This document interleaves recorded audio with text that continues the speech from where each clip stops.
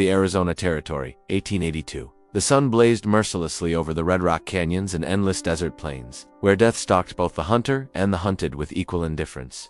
In this unforgiving landscape, where the line between civilization and savagery blurred like heat mirages on the horizon, a young Apache woman named Aiyana ran for her life through terrain that had been her people's home for countless generations. Her bare feet, hardened by years of walking on stone and sand, moved silently across the rocky ground as she navigated between towering saguaro cacti and jagged boulders. Behind her, the thundering hooves of cavalry horses grew closer with each passing hour, accompanied by the shouts of soldiers and the baying of tracking dogs. The blue-uniformed men who pursued her saw her not as a human being, but as a prize to be captured, a savage to be subdued, a problem to be eliminated. Aiyana's dark hair, braided with strips of leather and adorned with small turquoise stones, whipped behind her as she ran. Her doeskin dress, decorated with intricate beadwork that told the story of her clan, was torn and stained with dust and blood from thorns that had caught her during her desperate flight. But her dark eyes, fierce and intelligent, burned with a determination that no amount of pursuit could extinguish. She was 19 years old, though the hardships of her life had aged her beyond her years. Her face bore the high cheekbones and strong features of her Apache heritage, and her body, lean and muscular from a lifetime of survival in the desert,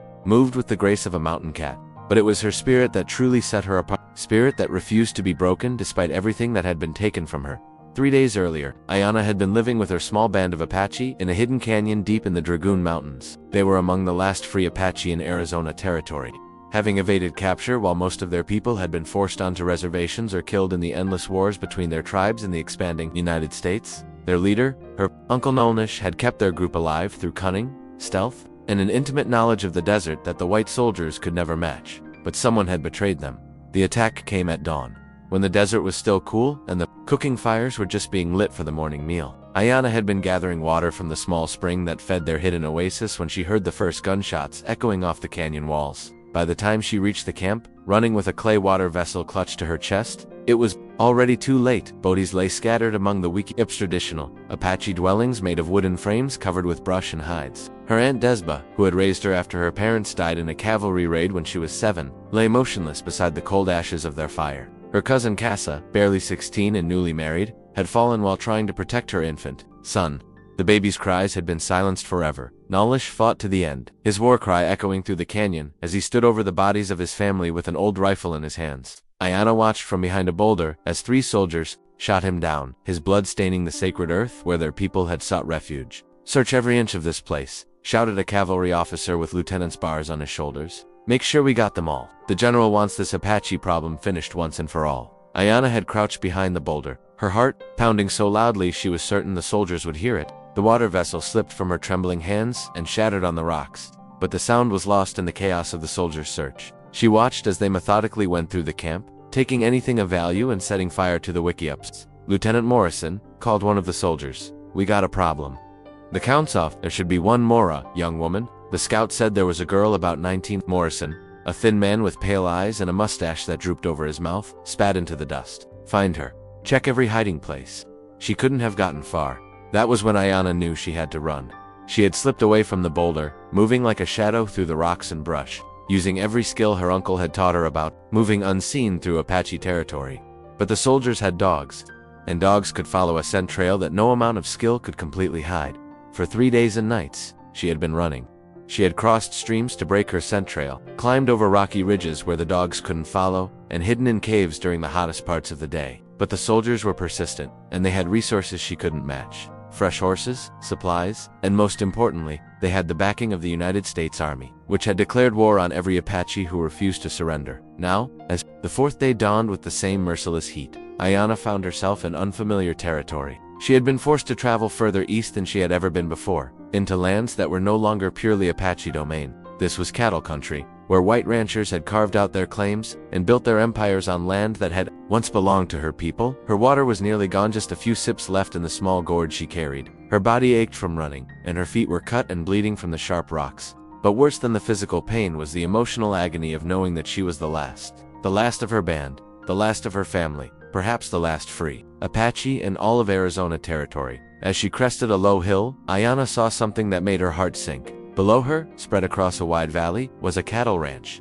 Wooden buildings clustered around a main house, corrals filled with horses and cattle, and the geometric lines of fences that divided the land into the white man's idea of order. Smoke rose from the chimney of the main house, and she could see figures moving around the buildings. But what terrified her most was what she saw behind her. Dust clouds on the horizon marked the approach of her pursuers. The cavalry had gained ground during the night, and they would reach this valley within hours. She was trapped between the soldiers behind her and the ranch ahead, with nowhere left to run. Aiyana sank to her knees behind a cluster of prickly pear cacti, her strength finally beginning to fail. For the first time since the massacre began, tears ran down her cheeks, cutting tracks through the dust and grime that covered her face. She thought of her Aunt Desba, who had taught her the old stories and songs. She thought of her cousin Casa, and the baby who would never grow up to learn the ways of their people. She thought of Nolnish, who had died fighting rather than surrender. "I am the last," she whispered in Apache, her voice barely audible over the desert wind. "When I die, our story dies with me." But even as despair threatened to overwhelm her, the warrior spirit that had carried her this far refused to surrender. She was Apache. Her people had survived in this desert for centuries, adapting and enduring when others would have perished. She would not dishonor their memory by giving up now. Aiyana studied the ranch below with the tactical eye her uncle had trained.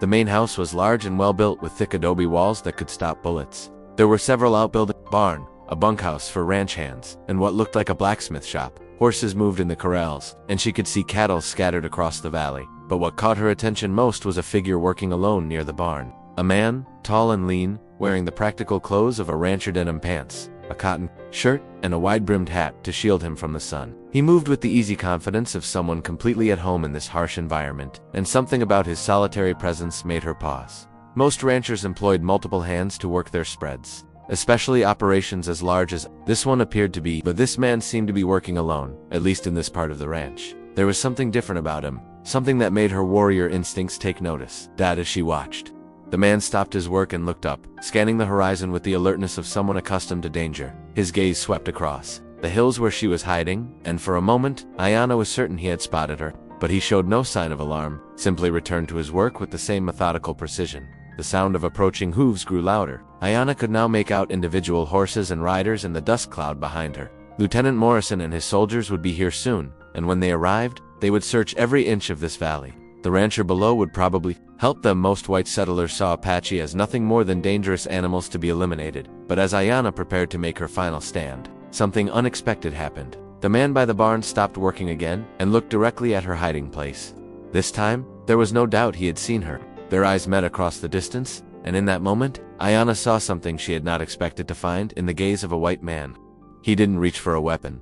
He didn't shout an alarm. He simply looked at her with what appeared to be understanding, compassion. She couldn't be sure, but there was no hostility in his expression, no fear or hatred. He was a tall man, she could see now, with dark hair and weathered features that spoke of years spent under the desert sun. His face was serious, almost stern, but his eyes held a depth that suggested he had seen his own share of suffering. For a long moment, they simply looked at each other, the hunted Apache woman and the silent rancher. Then, slowly, deliberately, the man raised his hand and pointed toward a cluster of buildings on the far side of the ranch. Not toward her, not in alarm, but in what appeared to be direction, guidance. Aiyana didn't understand what he meant, but something in his gesture made her think that perhaps, just perhaps, not all white men were her enemies. The sound of cavalry horses grew closer, and she knew she had to make a decision. She could continue, running into the open desert, where she would certainly be caught and killed. Or she could trust this strange, silent rancher who had seen her and chosen not to raise the alarm. As the first cavalry scouts appeared on the ridge behind her, Aiyana made her choice. She rose from her hiding place and began moving toward the ranch, toward the unknown fate that awaited her in the hands of a man who had shown her the first kindness she had encountered since her world was destroyed 3 days ago. Behind her, Lieutenant Morrison's voice carried across the desert wind. "There, I see movement near that ranch. Spread out and surround the area. The Apache girl is here somewhere." Aiyana ran toward her uncertain destiny, not knowing that the silent rancher watching her approach was about to change not only her fate, but his own, in ways that neither of them could possibly imagine. The rancher's name was Thomas Whitmore, though he hadn't spoken it aloud to another human being in over 6 months. At 34, he was a man who had learned that words were often more dangerous than silence, and that in the harsh landscape of the Arizona Territory, actions mattered far more than promises or explanations. As Aiyana approached his ranch with the cavalry in pursuit, Thomas felt a familiar weight settle in his chest, the same feeling he'd experienced during the war, when split-second decisions meant the difference between life and death. He had seen the Apache woman hiding in the rocks, had watched her for several minutes before she noticed his attention. There was something about her that reminded him of a wounded hawk he'd once found, fierce and proud even in desperation. Thomas had been working alone on his ranch for 3 years, ever since he'd returned from the Apache Wars with wounds that went deeper than the scar across his left shoulder. The Double T Ranch sprawled across 5,000 acres of some of the most unforgiving land in Arizona territory, but he had chosen this isolation deliberately. Here, surrounded by desert and mountains, he could work in peace without having to explain his past or justify his choices to anyone. The ranch had been his father's dream, built with money earned from a silver mine in Colorado, but his father had died of fever before he could see the cattle operation flourish, leaving Thomas to carry on alone. Most people thought he was crazy to try to run such a large spread without hiring hands, but Thomas had his reasons for avoiding company. The fewer people around, the fewer questions asked about why he sometimes woke up screaming in the night, or why he couldn't stand to be in crowded places anymore. Now, as he watched the Apache woman running toward his property with soldiers in pursuit, Thomas faced a decision that would force him out of the careful isolation he had built around himself. He knew what the cavalry expected him to do: turn her over, help with the capture, play his part as a loyal citizen of the territory, but something in the woman's desperate flight stirred memories he had tried to bury.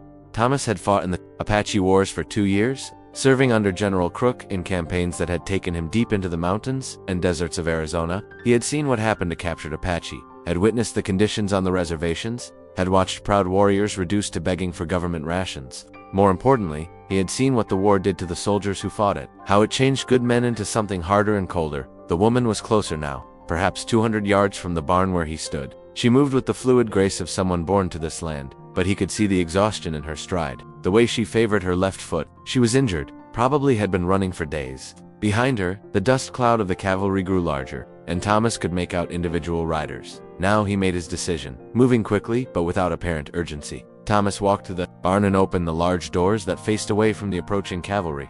Inside, the barn was divided into stalls for horses, with a large loft above filled with hay. But what mattered most was the hidden room his father had built into the back wall of space, originally intended for storing valuables during Indian raids, but which had never been used for its intended purpose. Thomas had discovered the hidden room during his first week on the ranch. When he was exploring every inch of his inheritance, the entrance was concealed behind a false wall that looked like part of the barn's structure, but which could be opened by manipulating a hidden lever. The room was small, perhaps 8 feet by 10 feet, but it was ventilated and completely invisible from the outside. As Aiyana reached the barn, Thomas stepped into the doorway where she could see him. Up close, he could see the intelligence in her dark eyes, the way she assessed him as a potential threat even in her desperation. She was beautiful, he realized, with the kind of striking features that spoke of generations of survival in this harsh land. But it was her spirit that impressed him most. Even exhausted and hunted, she carried herself with dignity. "In here," Thomas said quietly, speaking the first words he had uttered to another person in weeks. His voice was rusty from disuse, barely above a whisper. Aiyana hesitated at the barn entrance, her eyes darting between Thomas and the approaching dust cloud. She understood English most Apache did, having been forced to learn it through contact with soldiers and settlers. But understanding the words didn't mean she trusted the man speaking them. "They will kill you," Thomas said, still in that same quiet voice. "I won't let that happen." Something in his tone, or perhaps the simple fact that he had said "I won't let that happen" rather than "they won't find you here," made Aiyana step into the barn. Thomas immediately moved to the false wall and activated the hidden mechanism. A section of the wall swung inward, revealing the concealed room. "Hide here," he said. "Stay quiet no matter what you hear." Aiyana looked at the hidden room, then back at Thomas. In Apache culture, trust was not given lightly, especially to white men. But she had run out of options, and something about this silent rancher suggested that his word, once given, would be kept. She slipped into the hidden room, and Thomas closed the false wall behind her just as the sound of horses reached the barn. He quickly moved to the workbench where he had been repairing a bridle, picking up his tools as if he had never stopped working. Lieutenant Morrison rode into the barnyard with 6 soldiers, their horses lathered with sweat and their uniforms dusty from the pursuit. Morrison was a career soldier, the kind of man who saw the world in terms of orders to be followed and enemies to be eliminated. He had been chasing Apache for 3 years, and the hunt had become personal for him. "You there, rancher," Morrison called out, not bothering to dismount. "We're tracking a dangerous Apache woman. She's been seen in this area. Have you spotted anything unusual?" Thomas looked up from his work, his expression neutral. "No, sir. Been working here all morning. Haven't seen anyone." Morrison studied Thomas with suspicious eyes. He had dealt with enough frontier settlers to know that some of them had strange ideas about Apache, sometimes even helping them escape. "This woman is wanted for murder. Rancha, she's part of a band that killed 3 settlers last week. Anyone helping her would be considered an accomplice." The lie came easily to Morrison's lips. He had been using variations of it for months. knowing that most settlers wouldn't question the word of a cavalry officer. The truth was that Aiyana's band had been peaceful, living quietly in their hidden canyon and avoiding all contact with whites. But the truth was inconvenient when you were trying to clear all Apache from the territory. "I understand, Lieutenant," Thomas replied, his voice still quiet but steady. "If I see anything, I'll send word to the fort immediately." Morrison dismounted and gestured to his men to spread out and search the area. "We'll take a look around. If you don't mind, this Apache is clever. She might be hiding somewhere you haven't noticed." Thomas nodded and returned to his work, though every muscle in his body was tense. He could hear the soldiers searching the barn, moving through the stalls and climbing into the loft. One of them passed within inches of the hidden wall where Aiyana was concealed, but the construction was too good to be detected by casual inspection. "Sergeant Kelly," Morrison called to one of his men, "take 2 men and search the house and outbuildings. Check everywhere: root cellars, attics, anywhere someone could hide." As the soldiers spread out across the ranch, Morrison remained near the barn, watching Thomas work. "You live out here alone, Rancha?" "Yes, sir." "That's unusual. Most spreads this size need at least half a dozen hands." "I prefer to work alone," Thomas said, not looking up from the bridle he was repairing. Man could get lonely out here by himself, might start thinking strange thoughts, maybe even sympathizing with the wrong people. Thomas finally looked up, meeting Morrison's gaze directly. "I fought Apache for 2 years under General Crook, Lieutenant. Lost friends to them. I know what they're capable of." This was true, though not in the way Morrison would interpret it. Thomas had indeed lost friends to Apache warriors, but he had also seen what his own side was capable of, and the memory of it still haunted his dreams. Morrison seemed satisfied with this answer. "Good then. You understand why we need to catch this woman. She's the last of her band, and we can't have her stirring up trouble with other tribes." The search continued for another hour, with soldiers methodically checking every building and possible hiding place on the ranch. Thomas continued working, maintaining an appearance of calm indifference, while his heart pounded with the knowledge that discovery would mean death for the woman hidden in his barn and probably for himself as well. Finally, Sergeant Kelly returned to report that they had found no trace of the Apache woman. Morrison was clearly frustrated, but the trail had gone cold, and his horses needed rest and water. "We'll be back," Morrison told Thomas as he prepared to mount his horse. "If this Apache shows up here, you send word immediately. The territorial governor has put a bounty on her head. $500 for her capture, dead or alive." "I'll remember that," Thomas said. After the cavalry rode away, Thomas waited another hour before opening the hidden room. When the false wall swung open, Aiyana emerged slowly, her hand resting on the knife at her belt. She had heard every word of the conversation, had understood that this white man had risked his own life to protect her. "Why?" she asked in English, her voice carrying the slight accent of someone who had learned the language as an adult. Thomas looked at her for a long moment before answering. "Because it was the right thing to do." It was a simple answer, but Aiyana sensed the deeper currents beneath it. This man had secrets of his own, pain that he carried like a physical weight. She had seen the same look in the eyes of Apache warriors who had lost too much in the endless wars. "They will come back," she said. "Yes, but not today. And probably not tomorrow. They'll search other areas first, thinking you kept running." Aiyana nodded, understanding the tactical situation. "I cannot stay here. It puts you in danger." "Where will you go?" "You're injured, exhausted. The desert will kill you. As surely as the soldiers will." It was true, and they both knew it. Aiyana had reached the end of her resources, and without help, she would not survive another day of flight. "There's a line shack about 10 miles north of here," Thomas said after a moment.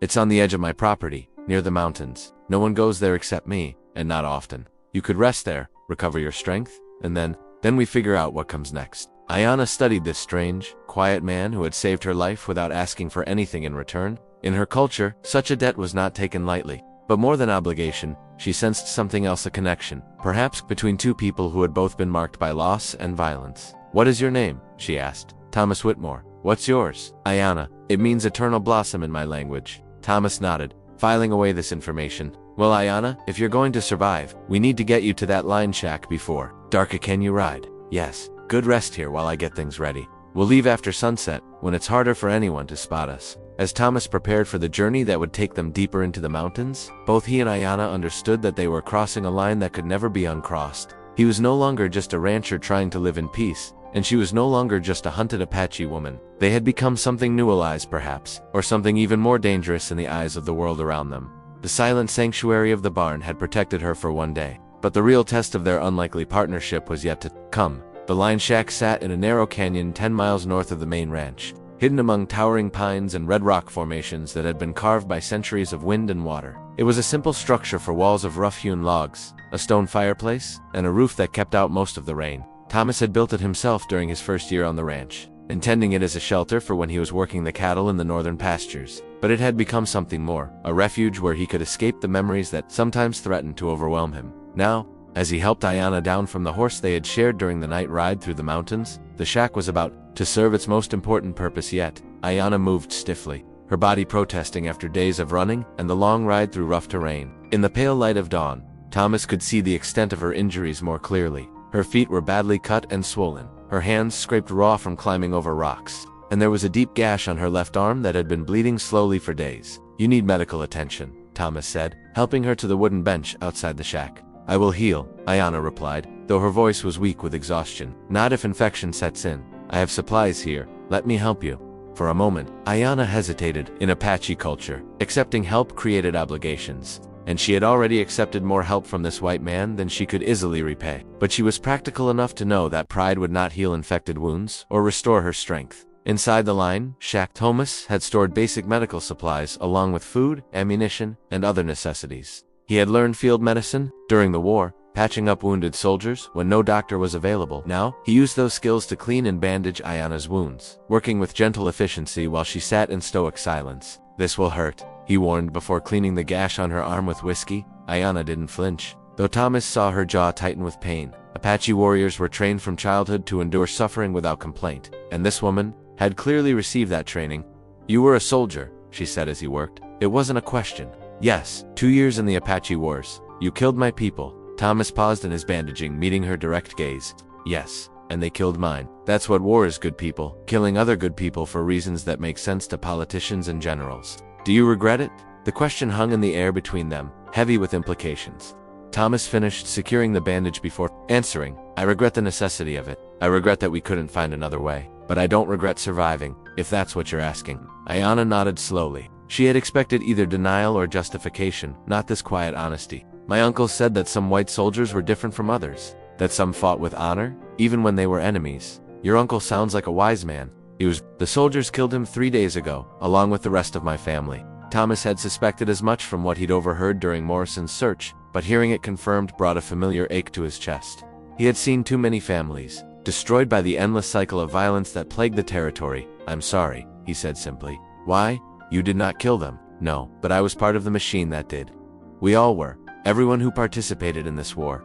Aiyana studied his face, seeing the genuine remorse there. "You carry guilt like a burden. It will make you weak if you let it." Apache wisdom. Human wisdom. "My people understand that dwelling on what cannot be changed is a path to madness." Thomas finished tending her wounds and prepared a simple meal from his supplies: jerky, hardtack, and coffee that he brewed over the small fire. As they ate, he found himself talking more than he had in months, drawn out by Aiyana's direct questions and thoughtful responses.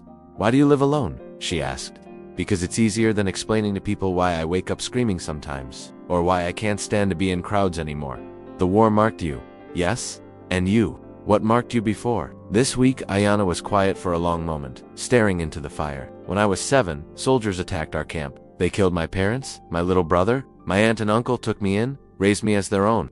But I never forgot the sound of my mother's voice calling my name as she died." Thomas felt something twist in his chest. "I'm sorry. No child should have to see that. No child should. But many do, both Apache and white. The war makes orphans of us all." They sat in comfortable silence after that, each lost in their own thoughts. Outside, the desert was coming alive with the sounds of morning birds calling from the pines. The distant cry of a hawk, the whisper of wind through the canyon. It was peaceful here, removed from the violence and hatred that seemed to consume the rest of the territory. But peace was a luxury neither of them could afford for long. On the second day, while Aiyana rested and her wounds began to heal, Thomas rode back toward the main ranch to check on things and gather more supplies. He was careful to vary his route and watch for signs of cavalry patrols, but the ride passed without incident. At the ranch, he found evidence that Morrison's men had returned for another search, but they had found nothing and moved on. When he returned to the line shack that evening, he found Aiyana sitting outside, her face turned toward the setting sun. She had bathed in the small stream that ran through the canyon, and her long black hair hung loose around her shoulders. For the first time since he'd met her, she looked relaxed, almost peaceful. "You came back," she said without turning. "Around did you think I wouldn't? I thought you might decide it was too dangerous." "Most people would." Thomas dismounted and began unsaddling his horse. "I'm not most people." "No," Aiyana agreed, finally looking at him. "You are not." That night, as they sat by the fire, Aiyana told him about her life before the massacre. She spoke of her people's traditions, their deep connection to the land, Their complex social structures that white people dismissed as primitive savagery. She told him about the seasonal migrations following game and gathering plants according to cycles that had been established over countless generations. "We were not the raiders and killers that your newspapers describe," she said. "We were farmers and hunters, storytellers and healers. We had laws, customs, ways of resolving disputes without violence. But when your people came, they saw only what they expected to see." Thomas listened without interrupting, learning things about Apache culture that had never been mentioned in military briefings or newspaper accounts. He began to understand how much had been lost when the tribes were forced onto reservations, how an entire way of life was being systematically destroyed. "What will you do now?" he asked when she finished. "Where will you go?" "I do not know. My people are scattered or dead. The reservations are prisons where Apache go to die slowly instead of quickly. Perhaps I will go to Mexico, try to find relatives there. That's a dangerous journey for a woman alone. Everything is dangerous now. At least in Mexico, I would not be hunted like an animal." Thomas stared into the fire, wrestling with thoughts he had been trying to avoid. There might be another option. "What, do you mean you could stay here? Not at the ranch? That would be too dangerous." "But there are places in these mountains where a person could live, if they knew the land well enough." Aiyana looked at him sharply. "You would help me do this? If you wanted to, if you thought you could trust me, why would you take such a risk?" Thomas was quiet for a long moment, searching for words to explain something he didn't fully understand. Himself, "Because I've seen enough killing. Because you deserve a chance to live in peace. Because, ... He paused, then continued more quietly. "Because I think we understand each other. You think we are alike. I think we're both people who've lost too much to this war. Maybe we can help each other find some kind of peace." Aiyana studied his face in the firelight, seeing the sincerity there. "In my culture, when someone saves your life, you owe them a debt that can never be fully repaid. I don't want payment. I want ... What?" Thomas struggled to put his feelings into words. "I want to know that something good came out of all this destruction, that not everything was lost. And if I stayed, what then? We could never be seen together. I would have to remain hidden, live like a ghost. Maybe, or maybe in time, things would change. The territory is growing, becoming more civilized. People might learn to see past old hatreds. You believe this? I want to believe it." I was quiet for a long time, weighing his words against her own hopes and fears. The practical part of her mind catalogued the dangers. Discovery would mean death for both of them. She would be completely dependent on his help. And there was no guarantee that his feelings toward her would remain unchanged over time. But there was something else to consider, something she had felt growing between them over the past 2 days. Despite their different backgrounds, despite the history of violence between their peoples, they had found a connection that transcended those boundaries. He looked at her not as an Apache to be feared or pitied, but as a person worthy of respect and protection. "If I stayed," she said carefully, "what would you expect from me? Nothing more than you're willing to give. Friendship, if that's possible. Company, if you can tolerate mine. A chance to learn from each other. And if soldiers come looking again, then we'll deal with that when it happens. Together." The word "together" hung in the air between them, carrying implications that neither was quite ready to examine fully. But Aiyana felt something shift inside her, a loosening of the tight knot of despair that had been her constant companion since the massacre. "I will think about it," she said. "That's all I can ask." The next morning brought unwelcome visitors. Thomas was checking on his horse when he heard the sound of approaching riders. He quickly warned Aiyana, who disappeared into the rocks above. The canyon with the fluid grace of someone born to this terrain. 3 men rode into the clearing, not soldiers this time, but civilians. Thomas recognized them as bounty hunters, the kind of men who made their living tracking down wanted criminals and collecting rewards. They were hard-faced and heavily armed, and their leader, a man named Jake Brennan, had a reputation for bringing in his quarries dead more often than alive. "Morning, Whitmore," Brennan called out, not bothering to dismount. "Heard you might have seen something of that Apache woman the army's been chasing." "Haven't seen anyone," Thomas replied, keeping his voice level. "That's funny, because we tracked. Heard this far before losing the trail. You sure you haven't noticed anything unusual?" "I'm sure." Brennan studied Thomas with cold eyes. "You know there's a bounty on her head. $500 is a lot of money for information leading to her capture. I'll keep that in mind, see that you do. Because if we find out you've been helping her, that makes you an accessory. And accessories don't get trials out here, they get rope." The threat was clear, but Thomas didn't flinch. "Is that all, gentlemen?" Brennan spat into the dust. "For now, but we'll be back. That Apache can't hide forever. And when we find her, we'll remember who helped and who didn't." After the bounty hunters left, Aiyana emerged from her hiding place. She had heard every word, and Thomas could see the fear in her eyes, not for herself, but for him. "You see," she said, "this is what helping me brings you. Threats, danger, the possibility of death. I've faced worse. Have you? These men will not give up. The bounty is too large, and they know I am in this area." Thomas looked at her, seeing the internal struggle playing out across her features.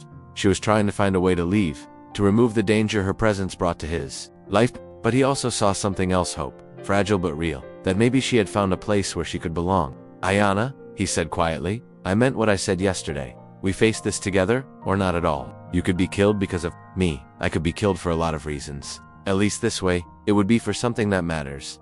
She looked at him for a long moment, then nodded slowly. Then I will stay. But we must be very careful.